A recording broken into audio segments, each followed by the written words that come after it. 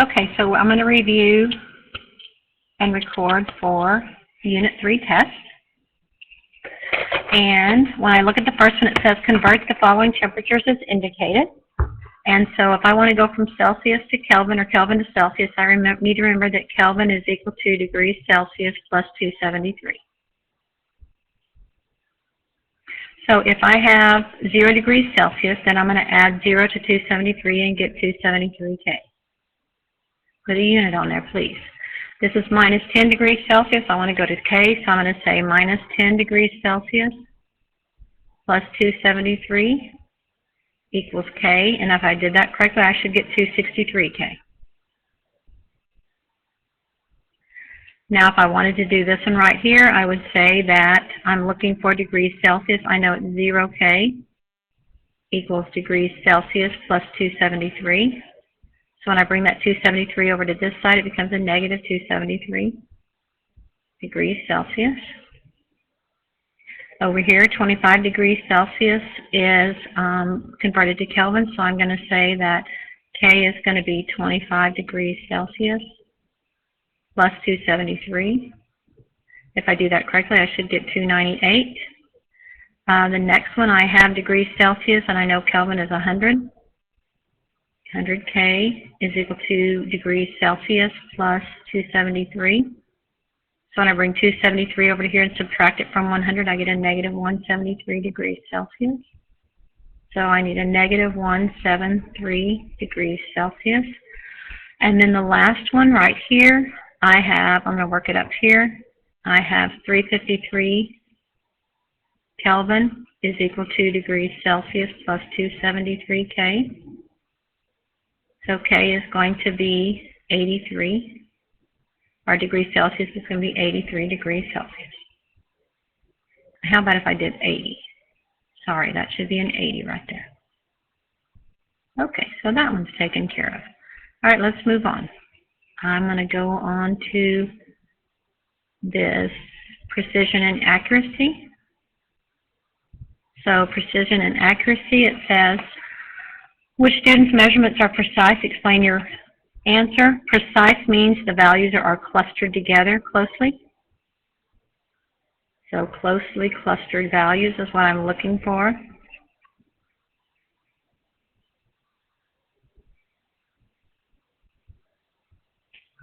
This one is pretty close, except that this one has a 72 and all the rest are 73.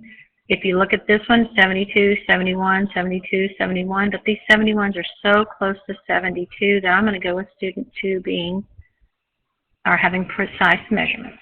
Okay, an experiment performed to determine the density of lead yields a value of 10.95 grams per cubic centimeter. The literature value for the density of lead is 11.342 grams per cubic centimeter. Find the percent error. Okay, so your equation for percent error is the difference between the two values divided by the accepted value multiplied by 100%.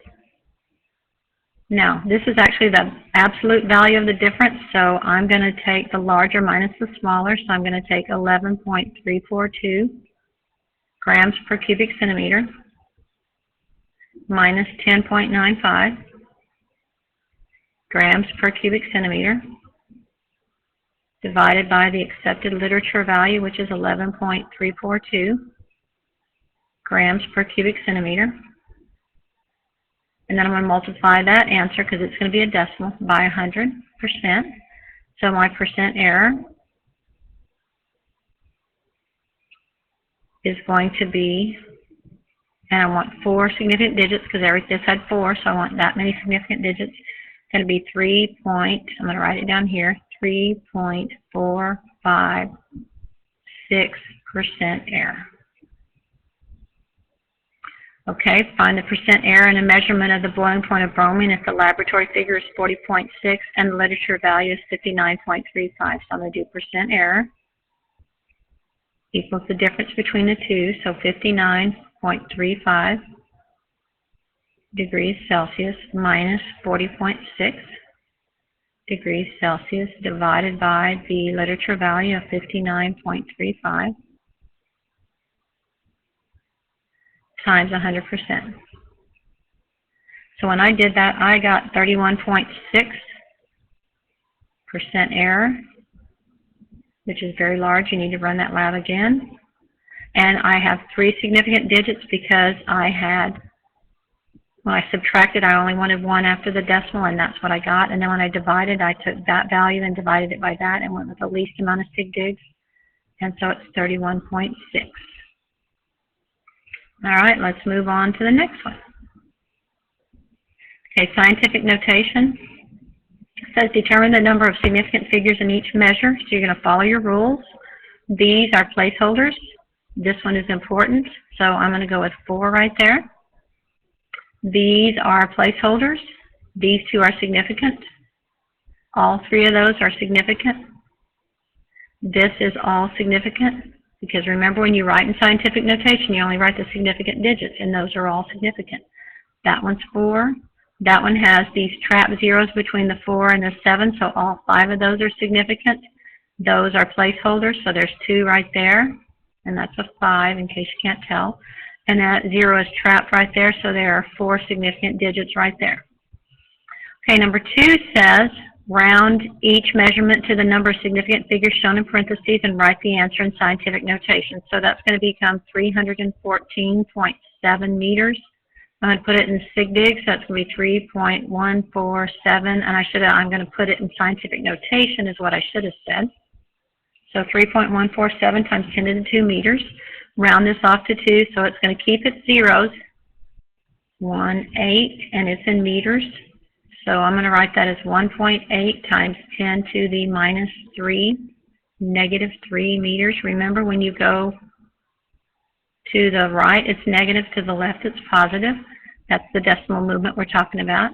All right, 64.32 would be 64.3 times 10 to the minus 1 meters.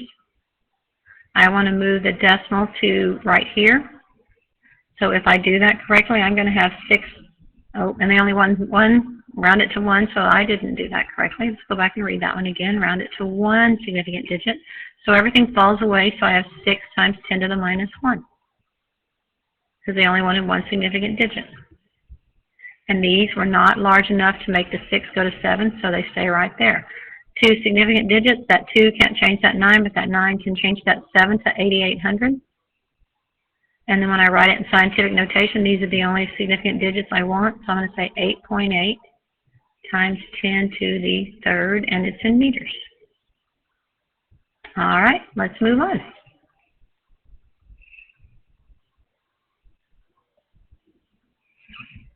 Okay, this one says, perform the following operations, give the answers to the correct number of significant figures and in scientific notation.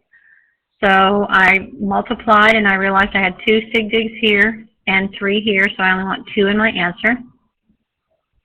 So when I multiplied and rounded it, I got 2.6, and a meter times a meter is a meter squared. If I write that in scientific notation, it's 2.6 times 10 to the 0, because everything 10 to the 0 is multiplied the same thing as 1.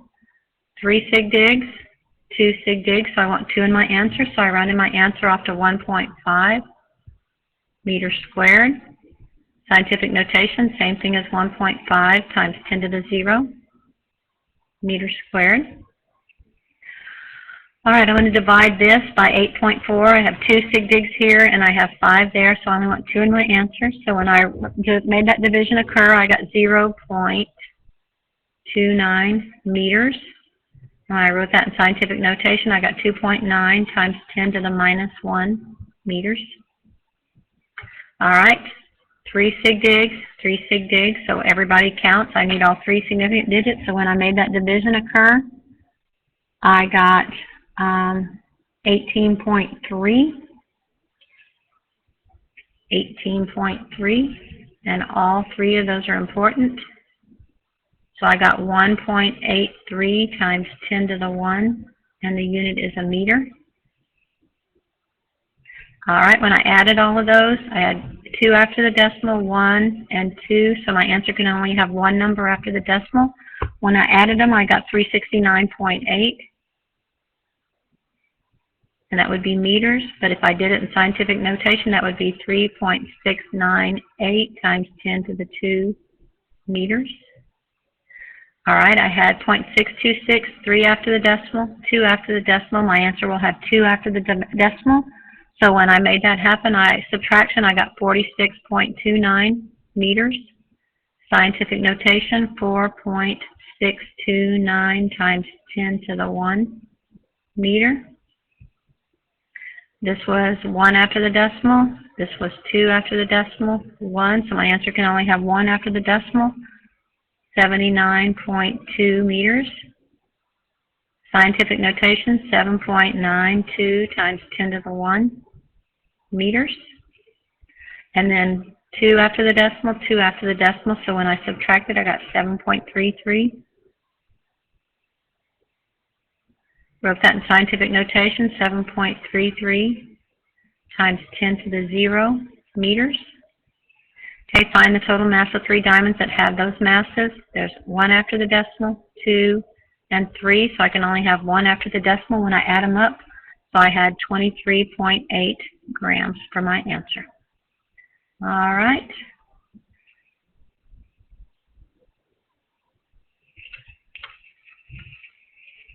Okay, now it says copper penny has a mass of 3.1 grams and a volume of 35 cubic centimeters. What is the density? Density equals mass over volume. Mass is 3.1 grams. Volume is 0.35 centimeters cubed. I made that division occur and I got 8.9 grams per cubic centimeter. And then I said, okay, that'll work, but I want to call that scientific notation 8.9 times 10 to the 0 grams per cubic centimeter. And so there's my answer. Okay, then a plastic ball has a volume of 19.7 cubic centimeters and a mass of 15.8 grams. The density of the plastic ball is mass over volume. I had 15.8 grams divided by 19.7 cubic centimeters. 3 sig digs, it's a division, so I'm going to keep all 3 of them. When I made that division occur, I got 0.802 grams per cubic centimeter. Okay, limestone has a density of 2.72 grams per cubic centimeter. What is the mass? Mass is equal to density times volume. So I'm going to take the 2.72 grams per cubic centimeter, and I'm going to multiply that by 24.9 cubic centimeters. Notice how each of these has 3 significant digits, so my answer must have 3 significant digits, so I got 67.7 grams.